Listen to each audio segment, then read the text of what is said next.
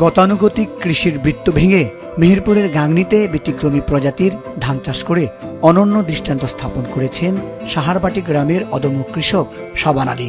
অন্যের মুঠোফোনে ইউটিউবে প্রথম দেখেছিলেন ঔষধি গুণসম্পন্ন ব্ল্যাক রাইস বা কালো চালের চাষ।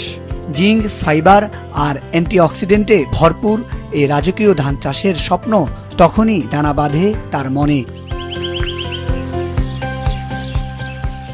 পরবর্তীতে অনলাইনে একজন থেকে বীজ সংগ্রহ করে 15 কাঠা জমিতে শুরু করেন এই ধানের আবাদ। শুরুতে প্রতিবেশীদের কটু কথার কারণে মনে কিছুটা সংশয় থাকলেও নিজের সিদ্ধান্তে অটল ছিলেন শাবান আলী।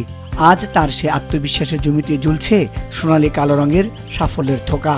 আশা করছেন অন্যের থেকে বর্গা নিয়ে চাষ করা এই 15 কাঠা জমি থেকে মিলবে অন্তত 20 মণ ধান। এই ধানটা শুনছে নাকি বলে যে রোগ মুক্ত, ডায়াবেটিস মুক্ত, ওই হিসাব করে আমি লাগিয়েছি। আমি নিজেও খাবো, আবার আমার মতো আরও 5 জনাকে বিছন বেচার চেষ্টা করব। তাদের যদি ভালো লাগে, তারা যদি নেয়, আমি দেব।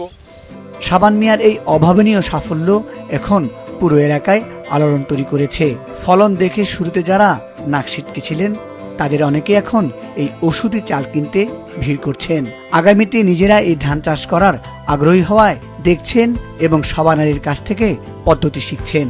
তবে নতুন জাতের এই ধানের সঠিক বাজারজাতকরণে কৃষি বিভাগের আন্তরিক সহযোগিতা চান স্থানীয় কৃষকরা। সারা ভালোই আছে। তারপর আমরা ধান যদি ফলন নাই তাহলে আমাকে দিয়েন ধান কেজি 3, তাহলে আমি লাগাবো। কৃষি অফিসার যদি আমাদের সাহায্য করে, একটু দেখাশোনা করে, তাহলে আমরা এই ধানই করব। বিশেষজ্ঞদের মতে সাধারণ ধানের চেয়ে এই জাতে রোগ প্রতিরোধ ক্ষমতা অনেক বেশি। সেই সাথে ডায়াবেটিস ও উচ্চ রক্তচাপের মতো ক্রনিক রোগ নিয়ন্ত্রণে এই চালের ভাত দারুণ কার্যকরী। কৃষি বিভাগ জানায় কৃষকদের এই লাভজনক ধান চাষে নিয়মিত উদ্বুদ্ধ ও পরামর্শ দেওয়া হচ্ছে। এই যে ধানটা, এই ধানটার যে পুষ্টিমান অন্যান্য ধানের থেকে অনেক ভালো। আর সুন্দর ব্ল্যাক রাইসের একটা ধানের আবাদ হয়েছে, সেটা আপনারা এখান থেকে বীজ সংগ্রহ করবেন। অন্যান্য ধানের চেয়ে এটার বৈশিষ্ট্য স্বাস্থ্যের উপরে সাধারণত বেশি, এবং সেটা কি, যেমন আমাদের ব্লাড সুগার ভালো থাকবে, তারপর ডাইজেস্টিভ সিস্টেম ভালো হবে, তারপর আপনার জিঙ্ক ডেভেলপমেন্ট হবে, যেটা বাচ্চাদের জন্য খুব দরকার। এটি অত্যন্ত পুষ্টিকর একটি চাল। এই চালটি প্রচুর পরিমাণ আমিষ, ডায়েটারি ফাইবার এবং মিনারেলসের ভিতরে প্রচুর পরিমাণ ক্যালসিয়াম, আয়রন সমৃদ্ধ একটি চাল। পাশাপাশি এগুলোতে বিভিন্ন মাইক্রোনিউট্রিয়েন্টের ভিতরে ভিটামিনযুক্ত বিভিন্ন রকম ভিটামিনের ভিতরে বিদ্যমান থাকায় দেখা গেছে বিশেষ করে উল্লেখযোগ্য যেটা অ্যান্টিঅক্সিডেন্টের পরিমাণ অনেক বেশি।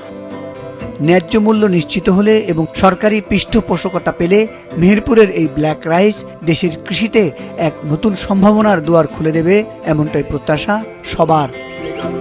মুজাহিদ সাকিফ, মাছরাঙ্গা নিউজ ডেস্ক।